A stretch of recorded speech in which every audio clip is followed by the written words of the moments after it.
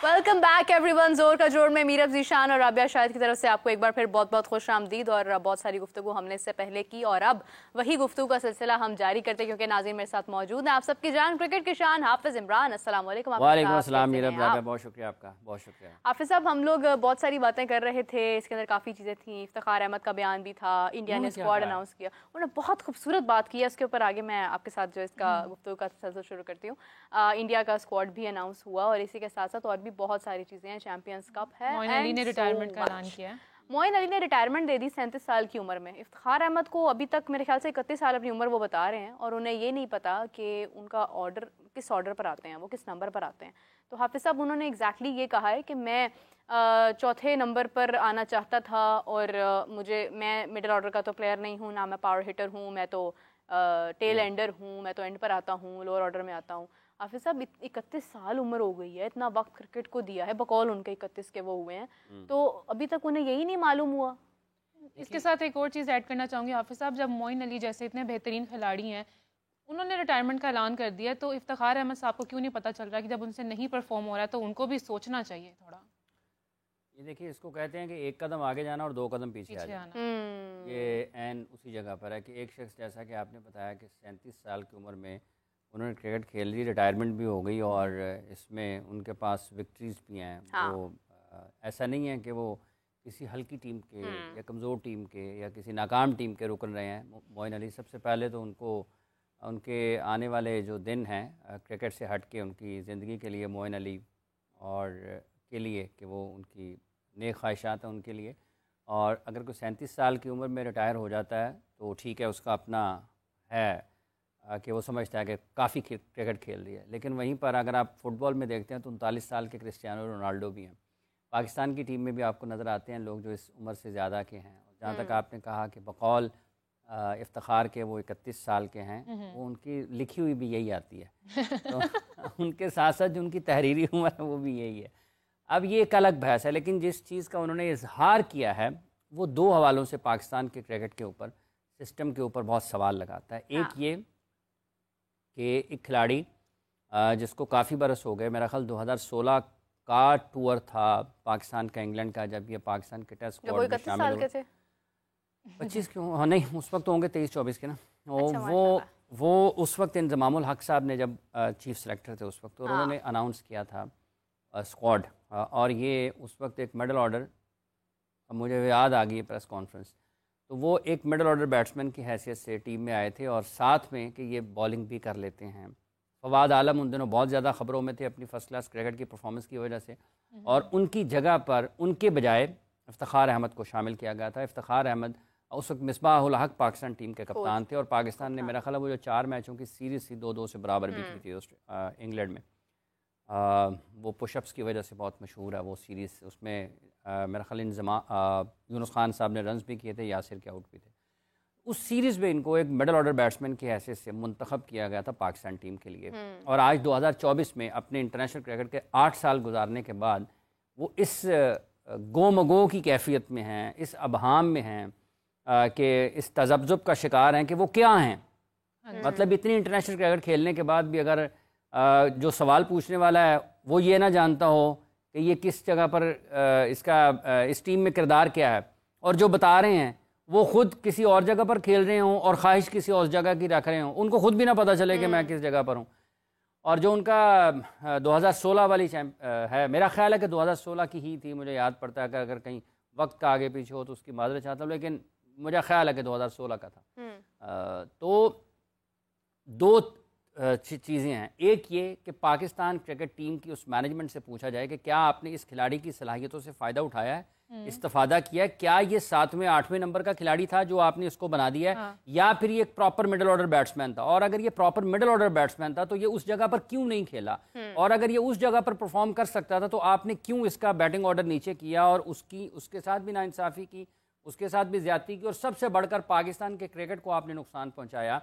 क्योंकि 2017 से लेकर आज तक 2024 में पाकिस्तान वाइट बॉल क्रिकेट में अपने मिडिल ऑर्डर बैटर्स को ढूंढ रहा है। इस दौरान आपने फ़खर जमान, शान मसूद, आसिफ अली, दानिश अजीज़, खुशदिल शाह, हैदर अली, इफ्तिखार अहमद, ठीक है, और अगर कोई रह जाए तो उसके लिए मैं माजरत चाहूँगा इन सब को, और इसके अलावा और भी लोगों को। आजम खान, आपने बैसियत मिडल ऑर्डर बैटर जो आजमाया, हाँ। लेकिन आप कुछ कर नहीं पाए हैं, ठीक है, तो आपने उसकी जगह पर इनको नीचे 7वें 8वें पर, अब एक जगह पर वो 7वें पर बैटिंग करने के लिए आते हैं, इस पर बाद में आते हैं। लेकिन जो मैनेजेरियल साइड है, जो फैसले करने का इख्तियार जिन लोगों के पास है, उनसे पूछा जाए आपने पाकिस्तान के एक बासलाहियत क्रिकेटर के साथ क्या किया, ये हो गया है उस चीज़। और फिर आप रोते हैं कि हमें मिल नहीं रहा, हमें मिल नहीं रहा, हमें मिल नहीं रहा, जो है उसको आप खेलने नहीं देते हैं। तो अगर वो उसमें कोई कमी है तो उसको दूर करना किसका काम है? ये जो कोचेज़ की फौज जफर मौज होती है, जिसको सामने बिठाकर ये समझा जाता है कि शायद ये सारे का सारा मंजरनामा पाकिस्तान के क्रिकेट का ठीक कर देंगे, तो उनसे ये सवाल है ना कि ये क्या किया आपने इसके साथ। अब आ जाती है उनकी अपनी जगह पर। अब अगर वो कहते हैं कि मैं टेल एंडर हूँ और चूंकि 7वें नंबर पर मुझे मेरी बैटिंग आती है और मैं टेल एंडर हूँ, तो जनाब आपने वो कबूल किया ना, तस्लीम किया कि मैं इस नंबर पर खेलता हूँ और जो यहाँ पर इस नंबर पर जो करने का काम है T20 क्रिकेट में मैं वो करूँगा। आप यहाँ तो ना टेल है ना एंड। हाँ, एंड तो है, टेल भी है एंड हो नहीं रहा है ना। अब देखें, जो उन्होंने कहा कि मैं टेल एंडर हूँ, तो सवाल ये पैदा होता है कि फिर तो आपके बारे में जो शोहरत है इफ्ती मैनिया, तो आप तो खुद भी बड़े उस पर खुश होते हैं। आप तो 6 छक्के लगा लें तो इफ्ती मैनिया हो गया। अब किसी जगह पे ही नहीं है। अब उन 6 छक्कों का क्या फायदा है? उसके बाद की क्या परफॉर्मेंस है? वो भी नुमाइशी मैच है, उसका कोई नेशनल इंटरनेशनल लेवल पर कोई उसका ताल्लुक नहीं। 3-3 रन्स भी मिला लेना हर इनिंग्स के। देखें तो उस 6 छक्कों को एक तरफ रख दें, और जो पाकिस्तान का इंडिया के खिलाफ मैच था वर्ल्ड कप का, जब इनके पास बॉल आया, जब इन्होंने जसप्रीत बुमराह को फुल टॉस पे भी ये छक्का नहीं लगा पाए, तो लोग सवाल उठाएंगे ना कि जिस जगह पर आप खेल रहे हैं वहां पर क्या आप जस्टिफाई करते हैं? और अगर आप उस जगह पर वो डिलीवर नहीं कर सकते हैं, तो आपके पास ये ऑप्शन तो है कि आप कहें कि मेरा ये नंबर नहीं है, आप मेरे से पहले शादाब को, नवाज को, मतलब आजम को, इमाद को कैसे भेज सकते हैं? इमाद को भी मिडल ऑर्डर में इस्तेमाल किया पाकिस्तान ने, ये भी एक और नाम उसमें शामिल कर लें। तो अगर आपने 8, 9, 10 खिलाड़ियों को मुख्तलिफ वक्तों में इस्तेमाल किया और वो आपसे ऊपर बैटिंग करते रहे, तो आप भी तो खड़े हो जाए ना किसी जगह पर कि मेरे साथ क्या है जी। मैंने लोगों को क्या जवाब देना कि मैं क्या खेल रहा हूँ? सुपर ओवर में क्या कर लिया आपने? ठीक है, नहीं उस वहां पर जो इंडिया के खिलाफ USA के खिलाफ था वर्ल्ड कप में, तो ये तो आपने इसकी तस्दीक आपने करनी है, इसका जवाब आपने देना है। ये जवाब नहीं है कि मैं टेल एंडर हूँ, मैं मिडल ऑर्डर में नहीं हूँ, मैं निचले नंबरों पर बैटिंग करता हूँ। आप उस काम के लिए मुंतखब होते हैं और आप आकर वो काम करने की कोशिश करते हैं और आपसे नहीं हुआ। अगर आपसे नहीं हुआ तो आप तस्लीम करें, क्योंकि हमें तो यही सुनने को मिलता है ना पाकिस्तान की टीम से, जब कैप्टन आता है, जब कोई और लोग टीम के साथ बारे में बात करने के लिए आते हैं, तो वो यही कहते हैं हम एज टीम हारते हैं, हम एज टीम फतेयाब होते हैं। तो ये तो एज टीम हारने वाली बात नहीं है। हाँ। ये तो कहता है, ये बात तो ये बताती है कि भाई वो हारे हैं, मेरे से क्यों पूछ रहे हैं? मुझे तो जो कहा जाता है मैं करने के लिए कोशिश करता हूँ, होता है नहीं होता ये एक अलग बहस है। एक पंजाबी की मिसाल है ना, इनो मीनो मुझे भी गिनो। हाँ, मिनो मिनो मिनो मिनो क्या था? डिम डुम डुम डम डका, वो क्या था? वो नहीं मुझे पता। लेकिन ये है कि मतलब एक तरफ अपने मसाइल चल रहे हैं, इधर इफ्ती मैनिया अलग चल रहा है। ये जो पहलू है उनकी कारकर्दगी के एतबार से, ये सवाल या हाँ चिंग टपा डम, ठीक है। तो ये वो बंदा पूछता रहे है कि ये चिंग टपा डम डम की, वो कह रही इफ्तिखार का बैटिंग ऑर्डर है ना, उन्हें पता लग गया। तो ये पता नहीं चलता आपका। अब आ जाती है एक और इसके ऊपर दलील। देखें, नंबर 7 पर पाकिस्तान के लिए टेस्ट क्रिकेट में इन दिनों मेरा ख्याल है सलमान अली आगा खेल रहे हैं। फिर सलमान अली आगा क्या है? मैं तो टेल एंडर हूँ, 6 या 7 पर खेल रहे हैं ना मेरा ख्याल है। अब स्कोर कार्ड निकाल के देख लेते हैं कि एग्जैक्टली उन्होंने किस नंबर पर बैटिंग की थी पाकिस्तान की तरफ से, ये जो टेस्ट मैचेस पाकिस्तान ने अगेंस्ट बांग्लादेश खेले हैं। तो अगर ये बात है तो फिर आप कोई उज़र नहीं दे सकते हैं। और वो कह भी कब रहे हैं आप इतने बरसों की क्रिकेट के बाद, और वो भी इन दिनों में कि जब पाकिस्तान क्रिकेट टीम की कारकर्दगी नहायत ख़राब है, तो आपको अब याद आया कि मैं तो वो हूँ ही नहीं। मतलब ये तो वो है ना कि हमने ऑनलाइन ऑर्डर कुछ किया, कुछ किया।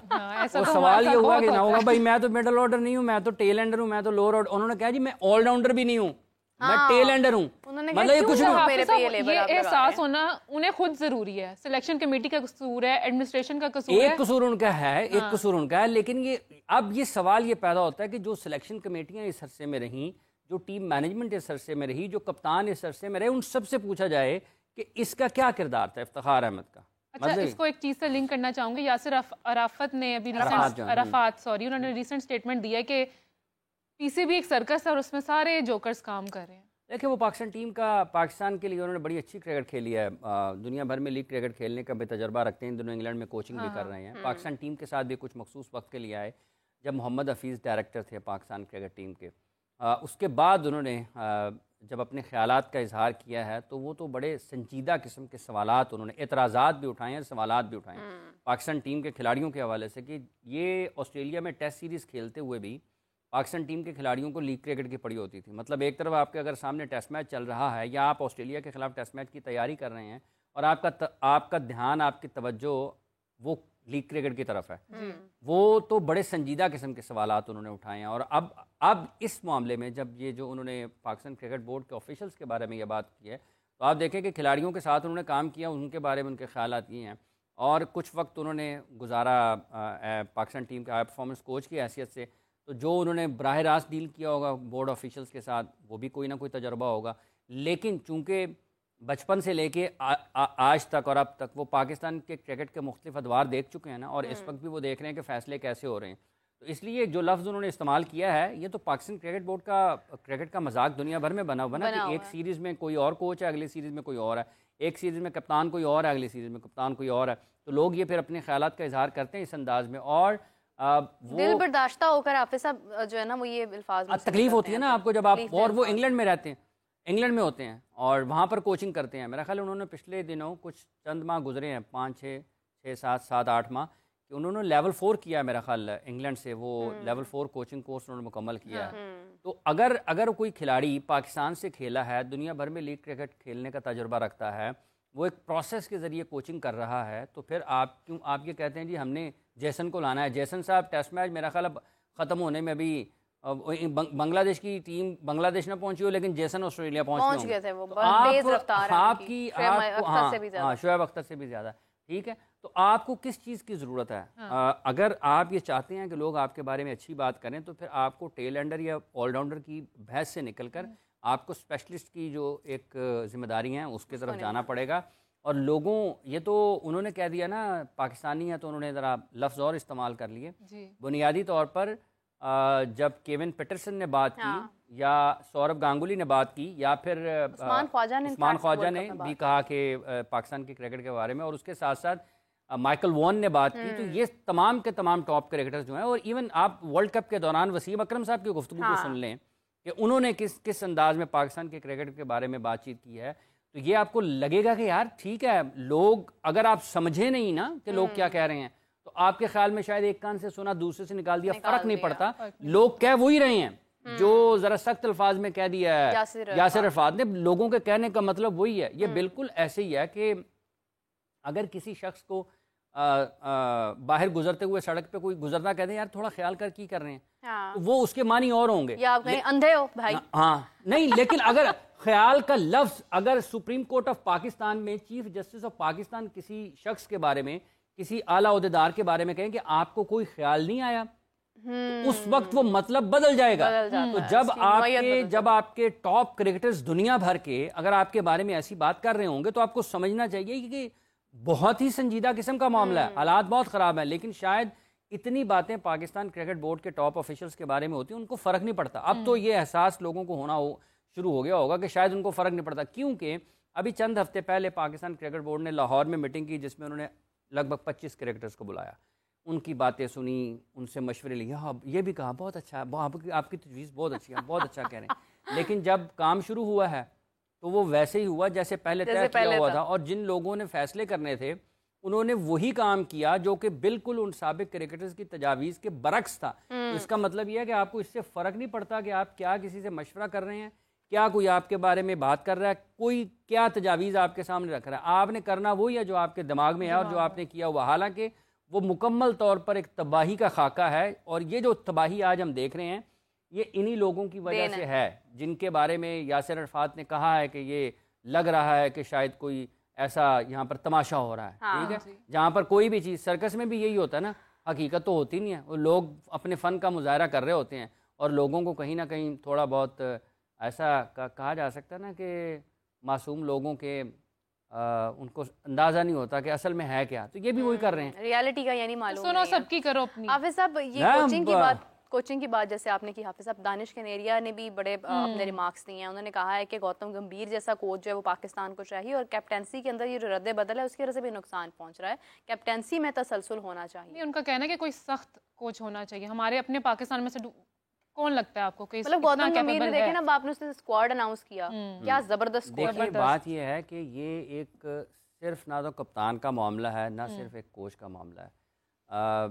जहाँ तक ताल्लुक़ इस चीज़ का है कि पाकिस्तान के क्रिकेट को ठीक कैसे करना है, और अब जिस जगह पर पाकिस्तान इस वक्त खड़ा है उसमें सिर्फ कोच और कप्तान का अच्छे कोच और अच्छे कप्तान की तकर्री तैनाती एक और मौजू है। हाँ। पाकिस्तान क्रिकेट के निज़ाम को, जो कि आपको बतदरीज और मरहलावार टैलेंट और परफॉर्मर्स जो हैं, बेहतर वो खिलाड़ी जो आपके हाईएस्ट लेवल के ऊपर परफॉर्मेंसेस दे सकें, उनकी जो साइकिल है वो एक और पहलू है। तो पाकिस्तान का अब मसला सिर्फ कप्तान और कोच रहा नहीं है, अब इससे चीज़ें आगे बढ़ गई हुई हैं, क्योंकि एक ऐसा मुल्क जिसके हनीफ फ़ज़ल महमूद मरहूम और ख़ान मोहम्मद से शुरू होता है 50 की दहाई में, और ये 2024 तक, अब 22 तक आप कह लें, क्योंकि गुज़िश्ता 2 बरसों में पाकिस्तान की कारकर्दगी वो नहीं रही, तो वहाँ तक पाकिस्तान को फास्ट बॉलर्स के हवाले से कभी मसाइल नहीं रहे, और पाकिस्तान की पहचान रही इमरान खान, सरफराज नवाज़, ठीक है जी, शुएब अख्तर, वसीम अकरम, वक़ार यूनुस, खान मोहम्मद,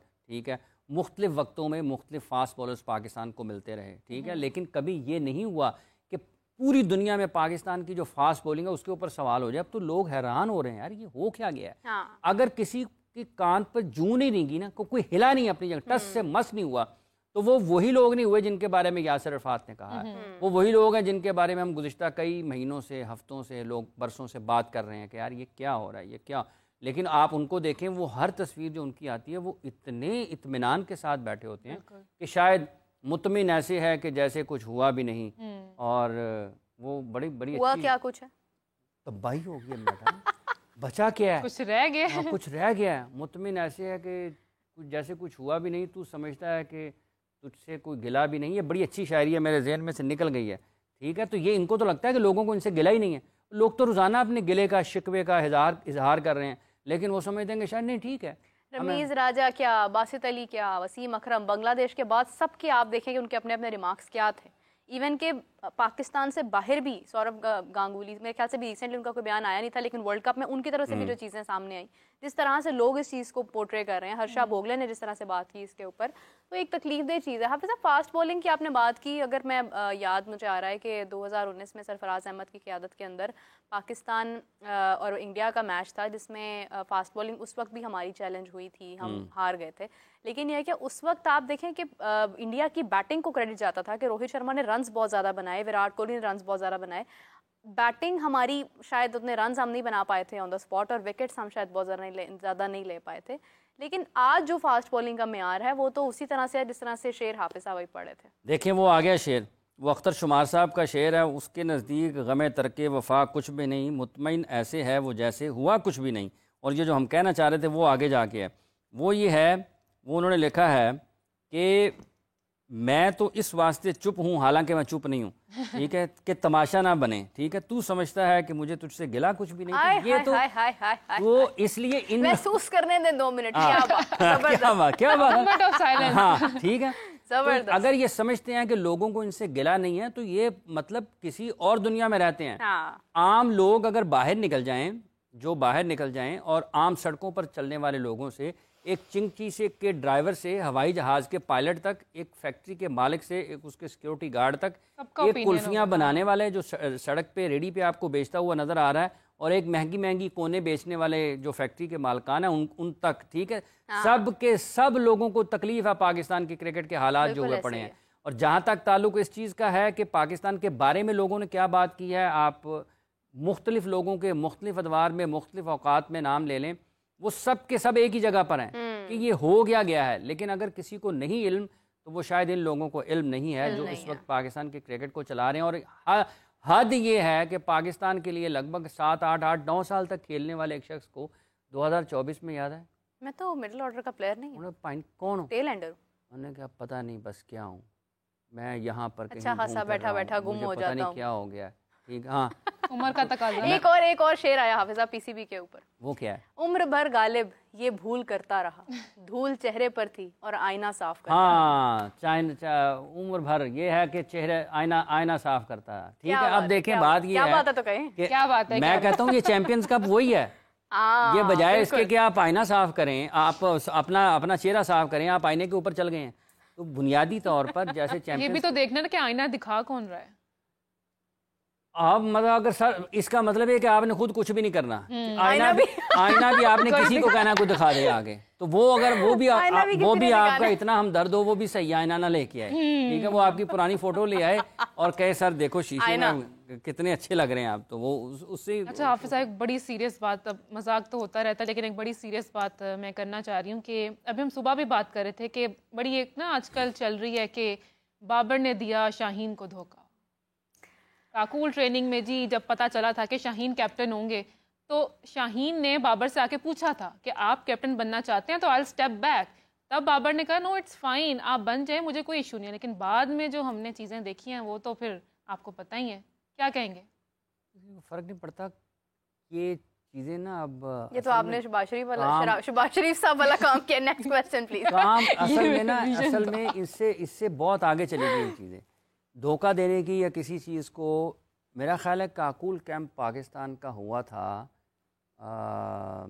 उससे पहले, वर्ल्ड कप से पहले, न्यूजीलैंड की मेरे ख्याल से, न्यूजीलैंड वाले, वो जब शाहीन कैप्टन बने थे वो न्यूजीलैंड पाकिस्तान खेलने गया था। हाँ। वो और वक्त था। अब यहाँ पर जब काकूल में अब धोखे की नहीं, अब चौकों की जरूरत है। उसके उस वक्त तक वो हालात और थे। सो इन दोनों के बारे में जो बातचीत होती है, देखें अगर वो रन्स नहीं कर रहे हैं और वो विकेटें नहीं ले रहे हैं तो फिर मुख्तलिफ किस्म की बातें होती हैं। और आज के दौर में ये कोई मुश्किल नहीं है, आपका जो दिल करे, लोगों को इस चीज़ का एहसास भी नहीं होता। शाहीन ने कहा है, नहीं कहा, बाबर ने कहा है, नहीं कहा, लोग उस बारे में गुफ्तगू करते रहते हैं। लेकिन जहाँ तक ताल्लुक़ पाकिस्तान टीम की कारकर्दगी का है ना, जिसका काम रन्स करना है, अगर वो रन्स नहीं करेगा तो लोग उसके बारे में बात करेंगे। अगर वो विकेटें, जिसका काम विकेटें लेना है, अगर वो विकेटें नहीं लेंगे तो लोग उनके बारे में, उसकी कारकर्दगी पर गुफ्तगू करेंगे। पाकिस्तान के अपने अपने शोबों में, अपने बैटिंग में वो लीड करते थे, बॉलिंग में वो पाकिस्तान की पेस बैटरी के लीडर समझे जाते थे। तो दोनों की ज़ाती कारकर्दगी भी ख़राब है। अल्लाह करे कि वो अपनी उस फॉर्म में और उस रिदम में और अपनी उस असल कारकर्दगी में, रफ्तार में वापस आएँ जिसके लिए वो शोहरत रखते हैं। हाँ। तो पाकिस्तान क्रिकेट को इस वक्त ज़रूरत इन खिलाड़ियों की इनफरादी तौर पर अपनी उस पोटेंशियल पर वापस परफॉर्म करने की, जिसकी ये अहलियत रखते हैं। इसका कप्तान कोई भी हो, अगर हर शख्स ने कप्तान ही बनना है और हर शख्स के जहन में यही है कि मैंने कप्तान बनना है, और जैसे इन दिनों ये भी एक हवा चल रही है, चलो तुम उधर जिधर की हवा चले, मतलब कप्तान जिधर चल रहा है उधर ही चलते रहो। रिजवान को कप्तान दोबारा बनाने के बारे में सोचा जा रहा है या बातचीत हो रही है, पाकिस्तान क्रिकेट बोर्ड कर सकता है, तो इससे क्या फ़र्क पड़ेगा? अब जब ऐसे कमेटियां नहीं निकलती हैं तो पर्चियां डाल लें कोई कि किसको कप्तान होना चाहिए। वैसे भी हम इसी तरह से कप्तान बनाते हैं। देखें, बात यह है कि ये गैर संजीदगी भी कहा जा सकता है इसे। हाँ। और आप इसको ये भी कह सकते हैं कि आप, अफसोस की बात है कि तजर्बाकार हर वो चीज़ जो है, हर वो चीज़ वो, मतलब आप यहाँ पर मौजूद हैं, कोई बंदा एक इदारे को चला रहा है, उसका काम यह है कि उसने सामने बैठे हुए लोगों से उसकी सलाहियतों का अंदाज़ा करना है, जायज़ा लेना है, और फिर उसके मुताबिक उन्होंने उससे काम लेना है। और अगर आपने 15 लोग सामने बैठे हैं और 15 को आपने एक एक करके सबको मौका देना है, तो फिर आप वहाँ पे क्या करने बैठे हैं? बिल्कुल ऐसे ही है। 15 में से आपने बेस्ट जो है उसको मुंतखब करना है, जो सबसे अच्छा है आपने उसको मुंतखब करना है, और फिर आपने उसको जिम्मेदारी देनी है। लेकिन उसके लिए आपका उससे अच्छा होना जरूरी है ना। अगर आप नहीं सोच पाएंगे बेहतर अंदाज में, तो फिर आपके लिए मुश्किलात होंगी ना। बेहतर आपकी फैसला साजी की कुव्वत, ये जो बड़े बड़े माहिर लोग होते हैं, जैसा आपने एज कारदार के बारे में बात की थी, वो मेरा ख्याल 80s का था, वो अजहर खान साहब का, 1980s में मेरा ख्याल है वो उन्होंने अजहर खान साहब को मुंतखब किया था पाकिस्तान टीम का कप्तान। और उन्होंने ही एच कारदार साहब ने पाकिस्तान में ये डिपार्टमेंटल क्रिकेट है ना, उस वक्त पाकिस्तान में क्रिकेट जो है वो तनाज़ली की तरफ थी। उन्होंने इस चीज़ का जायज़ा लिया कि पाकिस्तान के क्रिकेट को ज़रूरत किस चीज़ की है, मुआशी तौर पर मजबूत करने की है, खिलाड़ियों के जो मुआशी तफक्रात हैं उनका किचन चलाने के लिए, उनके लाइफस्टाइल को बेटर करने के लिए, बेहतर करने के लिए और मेंटेन रखने के लिए, उनका कि इनको मुआशी तौर पर मजबूत करने की जरूरत है। टीमें बनाई। मुदस्सिर नज़र साहब को आप देखें, उन्होंने जिस तरह से लोगों को टीमें बनाई, देखें आपको जो लोग जिस जगह पर काम करने वाले हैं, अगर उनको आप नहीं मुंतखब करेंगे बेहतर जगह पर, एडमिनिस्ट्रेशन के ऊपर, डेवलपमेंट के ऊपर, कोचिंग के ऊपर, तो फिर आपके लिए मुश्किलात होंगी, फिर प्लेयर बनेगी नहीं। जैसे आपने इंडिया का जिक्र किया, अभी इस टीम में जो इंडिया का कल स्क्वाड अनाउंस हुआ है, दरूफ जुरेल भी विकेट कीपर है उसमें, केएल राहुल भी विकेट कीपर है, ऋषभ पंत भी विकेट कीपर है। और अब ये सिर्फ विकेट कीपर नहीं है, इन तीनों को आपके ये सिर्फ पूरे के पूरे बैटर भी हैं। हाँ। बैसियत बैट्समैन भी वो उतने ही अच्छे हैं जितने के बैसियत विकेट कीपर है। उनको ये इशू नहीं होगा कि यार ये विकेट कीपर है तो बैटिंग अच्छी नहीं कर सकता, ये अगर बैटर अच्छा है तो उसके विकेट कीपिंग में इशूज़ हैं। तीनों के तीनों परफॉर्मर्स हैं, परफॉर्मर्स हैं। केएल राहुल ने मुख्तलिफ फॉर्मेट्स में, मुख्तलिफ मकामात पर, मुख्तलिफ मैचेस के ऊपर इंडिया के लिए मैच विनिंग परफॉर्मेंसेज दी हुई हैं। ऋषभ पंत को आप देखें, अभी वर्ल्ड कप खेल कर आए हैं, जीते, एक इतने बड़े एक्सीडेंट के बाद उन्होंने वापस आए हैं, कम बैक किया है, अपने रीहैब किया, मुकम्मल तौर पर सेहतियाबी की तरफ गए और फिर मेहनत करके अपनी, मेरा ख्याल है जो फिटनेस उनकी एक्सीडेंट से पहले थी उससे ज़्यादा फिट होकर वापस आए हैं। दरूफ जुरेल को इंग्लैंड के खिलाफ उन्होंने मौका दिया, उन्होंने उसमें एक दो इनिंग्स ऐसी खेली जिसमें इंडिया के लिए, इंडिया मुश्किलात में था, उन्होंने 90 प्लस या मेरा ख्याल कुछ रन्स किए और मुश्किल से निकाला।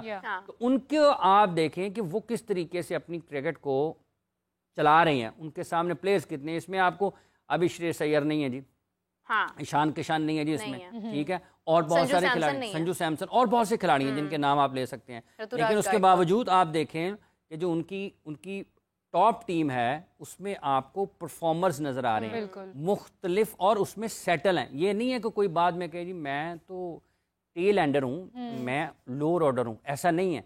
आपको नजर आएगी एक फॉर्मेशन, और यहीं से आप देखें कि जो लोग अच्छी टीमें बनाते हैं ना, स्क्वाड जब अनाउंस होता है ना, जब स्क्वाड अनाउंस होता है तो आपको पता चल जाता है यार इसमें से 11 क्या हो सकते हैं। वो लोग अनफिट भी नहीं होते, सही बात है। देखें वो होते हैं, लेकिन उसका प्रोसेस ही हो रहा है ना। उसकी वजह यह है कि जब आप कि वक्त से पहले किसी जगह पर चले जाते हैं तो आपकी तैयारी वैसे नहीं होती। अगर आप उस सारे रास्ते से, उस सारी मराहिल तय करके आप एक जगह पर पहुंचे, तो आप तैयार होते हैं। जब आप वक्त से पहले चले जाते हैं तो ये चूंकि 50-50 ओवर की क्रिकेट है, 5-5 दिन का टेस्ट मैच है, तो आप अगर फिजिकली फिट नहीं होंगे उतने जितना आपसे वो डिमांड करती है हाईएस्ट लेवल की जगह, तो आप अनफिट होंगे। अब अनफिट हो जाना ठीक है, खिलाड़ी होते हैं, लेकिन क्या वो रीहैब प्रोसेस करते हैं? मयांक यादव का बहुत नाम लिया जाता है कि वो बहुत तेज़ हैं, लेकिन मयांक यादव के लिए वो कोई भी जल्दबाजी करने के बजाय उसको फिजिकली फिट करने की तरफ जा रहे हैं कि अगर वो 1-2 सीरीज़ 3 सीरीज़ नहीं भी खेलता तो ठीक है, लेकिन अगर वो उसको हाफ फिट या अनफिट जो है वो टीम में डाल दें, उसका करियर ख़त्म हो जाए, फिर वो उसका इन आउट ही लगा रहे, तो बजाय इसके कि वो उसको तैयार करके लेकर जाते हैं। जसप्रीत बुमराह ये पिछले 2023 के वर्ल्ड कप से पहले वो भी रिहैब में थे, लगभग साल, शामी मेरे ख्याल से अभी वो रिहैब में है। वो साल 1.5 साल जो था उसका जसप्रीत बुमराह का, उन्होंने रिहैब किया, फिजिकल फिटनेस हासिल की, और मुकम्मल तौर पर फिजिकल फिटनेस हासिल करने के बाद आयरलैंड मैचेस के लिए गए, वहाँ से अपनी मैच फिटनेस जो है वो उन्होंने चेक की इंटरनेशनल लेवल पर, और आज तक देखें अभी भी उन्होंने वर्ल्ड कप के बाद से जो T20 वर्ल्ड चैंपियनशिप हुई है कोई क्रिकेट नहीं खेली, बांग्लादेश के खिलाफ उन्होंने टीम में शामिल किया है। आपको सेट नज़र आते हैं, रविंद्र जडेजा भी हैं, उसमें रविचंद्रन अश्विन भी हैं, अक्षर पटेल भी हैं, कुलदीप यादव भी हैं, तो ये स्पेशलिस्ट हैं। उन्होंने ये तो नहीं कहा कि आधा तीतर आधा बटेरा, इसको भी डालो यार, ये साथ में बॉलिंग भी कर लेता है, ठीक है। आपको सारे के सारे स्पेशलिस्ट नजर आते हैं, और 2023 के वर्ल्ड कप में अगर ऑस्ट्रेलिया की कारकर्दगी बहुत अच्छी थी तो वो स्पेशलिस्ट की बुनियाद पर थी, अगर इंडिया बहुत अच्छा खेला था तो उसके पीछे आपको स्पेशलिस्ट उनके नजर आते हैं। तो ये यहाँ पर अगर आप इस तरीके से, और ये यहाँ पर ये कह रहे हैं हमने ना इंडिया को और ऑस्ट्रेलिया को फॉलो करना है, वो बंदा है खुदा, वहां पर बता दें कौन पहले अपने पुरानी क्रिकेट को फॉलो कर लें भाई, फॉलो ही करना है ना। अगर ये इनको वो अगर फर्ज कर लेना फॉलो करना है तो वो इनको बताएं जी हमने वो पहाड़ी पर चढ़ना है, ठीक है, तो ये कहेंगे ठीक है, वहीं पे दौड़ लगा रहे होंगे, हम चढ़ गए, चढ़े नहीं तो वो आधी से नीचे आ जाएं, वो आधे से वापस आ जाएंगे, हमने तो रास्ते ही बदल लिया, हमने पहाड़ी पर परली साइड से जाना है, तो ये उनके पीछे चले जाएंगे। आपने उस पहाड़ी पर जाने के लिए अपना रास्ता निकालना है, मैंने कैसे जाना है। बिल्कुल सही बात है, आपने तो जो आपको compete कर रहे हैं, जो आपके रिवायती हरीफ हैं या जो दुनिया की टॉप टीम्स हैं जिन्होंने खुद आपके साथ मैचेस खेलने हैं, आपको हराना है, आपने उनको फॉलो करना है, तो फॉलोअर तो कभी भी फिर लीडर नहीं हो सकता। ये वही बात है ना, ऑस्ट्रेलिया की पिच जो है वो आप जनाब बना दें और बाकी दुनिया भर में आपने मैचेस नहीं खेलने, सारी दुनिया में खेलने हैं, सिर्फ ऑस्ट्रेलिया होगा हर जगह पे साड़ी पिच नाल लेके चलो, असि अपनी पिच पे खेलना है। जो स्किल्ड लोग हैं ना, देखें आपको अपने मुल्क में यहाँ पर अब भी फैसलाबाद में सिर्फ मैचेस हो रहे हैं, तो क्या उसके बाद पाकिस्तान के जो टेस्ट मैचेस हैं वो सारे के सारे फैसलाबाद में होने हैं? ऐसा नहीं होता। आप मुख्तलिफ वेन्यूज़ एक्सप्लोर इसलिए करते हैं कि डिफरेंट सिटीज़ पे डिफरेंट आपके जो मुल्क के मुख्तलिफ हिस्से हैं, आप कराची में सिंध की साइड पर चले जाएं, आप पंजाब में यहाँ पर जहाँ लाहौर में बैठे हैं हम, आप मुल्तान में चले जाएं, आप इस्लामाबाद की साइड पे के पिंडी की साइड पर चले जाएं, आप एबटाबाद पे चले जाएं, आप कोयटा में चले जाएं, इन सब मकामात पर आपको मुख्तलिफ किस्म का पिचेस का बिहेवियर मिलेगा। इन सारी जगहों पर खेलने का जो मकसद है वो ये है कि आप अच्छी बैटिंग पिचेस के ऊपर भी, बाउंसी पिचेस के ऊपर भी, स्पिन फ्रेंडली पिचेस के ऊपर भी आप हर जगह पर खेलें और महारत हासिल करें तमाम किस्म की बॉलिंग के ख़िलाफ़ खेलने का। तो इस मकसद के तहत लोग मुख्तलिफ मुल्कों में, मुख्तलिफ शहरों में, मुख्तलिफ वेन्यूज़ पर खेलते हैं। अभी इंडिया ने ऑस्ट्रेलिया जाना है तो वो अपने उन्होंने कुछ मैचेस जो हैं दलीप ट्रॉफी के वो उन मकामात पर रखे हुए हैं जहाँ पर पेस और बाउंस उनको मिलता है, ठीक है, तैयारी के लिए। तो हम पहले सारी की सारी क्रिकेट कराची में करा देते थे, अब हमने चैम्पियंस कप, और ये जो कहते हैं चैम्पियंस कप ये कर देगा वो कर देगा। एक सवाल का जवाब उनसे लें कि जनाब क्या एक शहर में एक वेन्यू पर कोई भी टूर्नामेंट कराने का कोई मकसद आप बता दें कि क्या है और इसकी क्या वजह है? दुनिया क्यों करती है?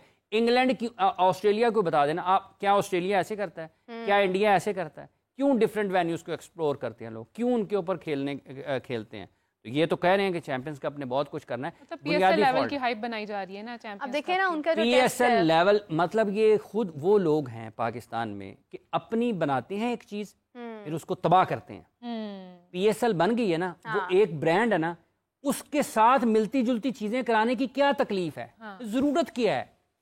मतलब एक ब्रांड बन गया, बजाय आपके उसकी आप जो है ना चीजें उसके मायार को, उसका जो आपने एक अपने जगह पर तयन किया चीज़ों का, आप एक सतह पर उसको लेकर जाते हैं। आप उसको सबसे बड़ा टूर्नामेंट पाकिस्तान का रखना चाहते हो, आप उस तरह की क्यों बनाना चाहते हैं? जो जिस जगह का टूर्नामेंट है आप उसके बुनियादी चीज़ों के मुताबिक क्यों नहीं करवाते हैं? मतलब आपने अपने ही एक प्रीमियम टूर्नामेंट के साथ जो आपके लिए आईसीसी के बाद रेवेन्यू का, आमदन का दूसरा बड़ा जरिया है, उसका मुकाबला खुद ही कर दिया। नहीं हमने उसके लेवल का बनाना है। तो आपकी मार्केट तो आपकी मार्केट तो देखे ना, वही स्पॉन्सर्स जो हैं वो उधर भी जाएंगे, वो इधर भी जाएंगे। वो इधर क्या होगा?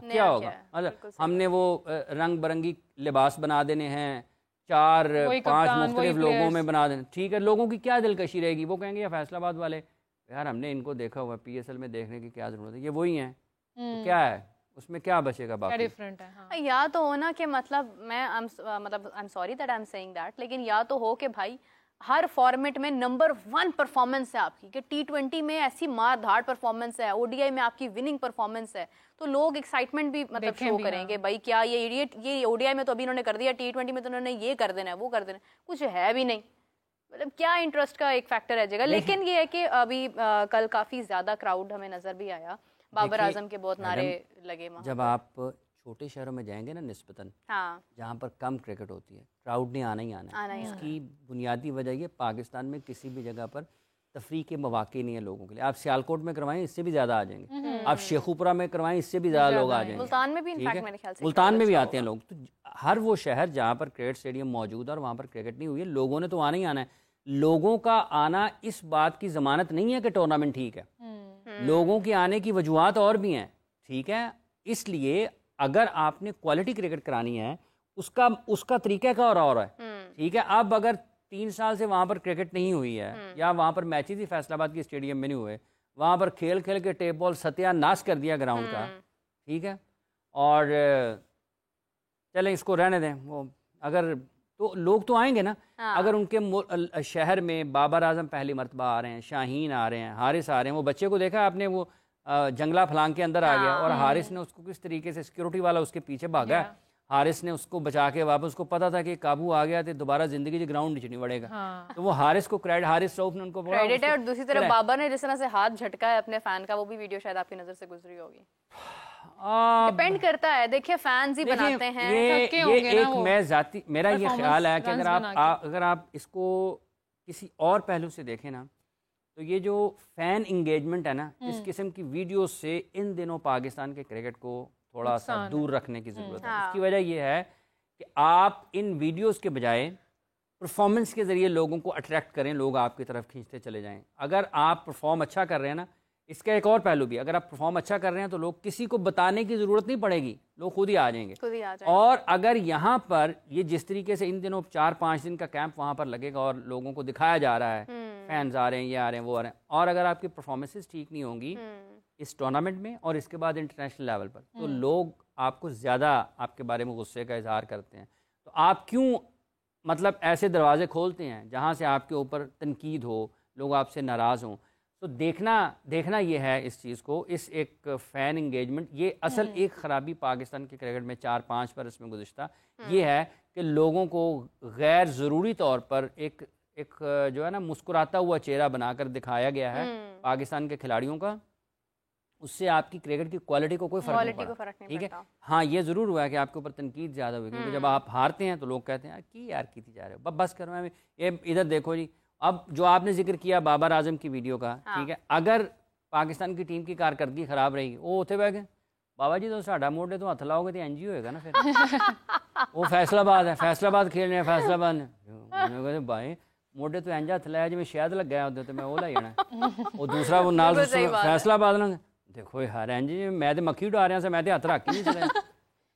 वो लोग फिर उसमें फैसलाबाद के लोग होंगे तो वो तो फिर आप उसको हाँ, वो तो ट्रीट तरह और तरीके से करेंगे ना। ये तो आपको आने वाले दिनों में हो सकता है एक बहुत मशहूर जुमला बन जाए इसका, लोग मुहावरतन इसको इस्तेमाल करें। देखो जी बाबा जी साडा मोढे तो हथ लाया ना, तो फिर हुन जा बाबर दा हाल वेख्या सी ना। हां देखें ऐ जी है, हमें उस तो अच्छा आप सब लास्टली जाते जाते बाबर आजम का जिक्र हो रहा है तो एक बात कहना चाहूंगी कि बासित अली हमेशा कंट्रोवर्शियल स्टेटमेंट्स देते रहते हैं। अभी उन्होंने हालिया कहा है कि बाबर की एज और परफॉर्मेंस को देखते हुए शायद उन्हें अब शादी कर लेनी चाहिए, शायद उनका क्रिकेटिंग करियर थोड़ा स्टेबलाइज हो जाए। क्या कहते हैं, क्या ये वजह है वो कॉन्सेंट्रेट नहीं कर पा रहे? देखिए बासित भाई जो हैं वो, लेकिन उन्होंने जो सबसे अच्छी बात की थी ना, जो लोगों को लगा, मतलब लोग समझते हैं कि शायद कंट्रोवर्शियल है, हाँ। लेकिन उसकी क्रिकेट की समझबूझ कुछ और होती है। जैसे उन्होंने 3 छक्कों वाली बात की थी ना, तो वो 3 छक्कों वाली बात बुनियादी तौर पर अब वो चैलेंज था बहुत बड़ा। उन्होंने कहा जी मैं अपना यूट्यूब बंद कर दूंगा, ठीक है, अगर ये 3 छक्के मारना, ठीक है। तो एक्सपीरियंस भी था हाफिज साहब। वो उसकी वजह ये थी कि जब आपने अच्छी टीम के खिलाफ 3 छक्के लगाने हैं स्क्रीन की तरफ, तो वो उन्होंने उनकी बैटिंग को देखने के बाद ये कि यार ये इसको मुश्किल है। अब उसका दूसरा पहलू क्या है, अगर बाबर ये तहैया कर लें यार मैंने ये शॉट खेलने हैं, तो अगर वो 3 छक्के लगाने शुरू कर देंगे तो फ़ायदा किसका है? पाकिस्तान का फ़ायदा, पाकिस्तान का फ़ायदा। तो वो शॉट्स बुनियादी तौर पर उन्होंने उन शॉट्स को निकालने और उन शॉट्स में महारत के लिए कहा कि यार ये सामने शॉट्स खेलने चाहिए। आपके स्कोरिंग एरिया चैलेंजेस आपके लिए विनिंग आपको कामयाबी की तरफ लेके जाते हैं ना।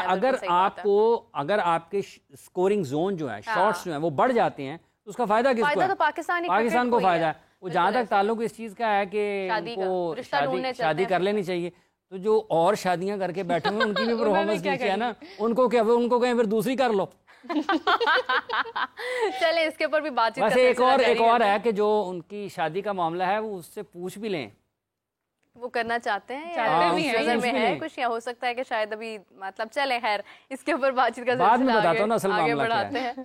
हाफिज साहब आपका बहुत शुक्रिया, थैंक यू सो मच। बहुत एक्साइटमेंट वाला टॉपिक एक स्टार्ट हो गया और हमें शो एंड करना है क्योंकि हमें इसके ऊपर बाद में बात करनी है आपके साथ। हम इस टॉपिक को कल दोबारा से शुरू करेंगे। तो राबिया और मुझे हाफिज साहब को इजाज़त दीजिए, आपसे कल मुलाकात होती है। अल्लाह हाफिज।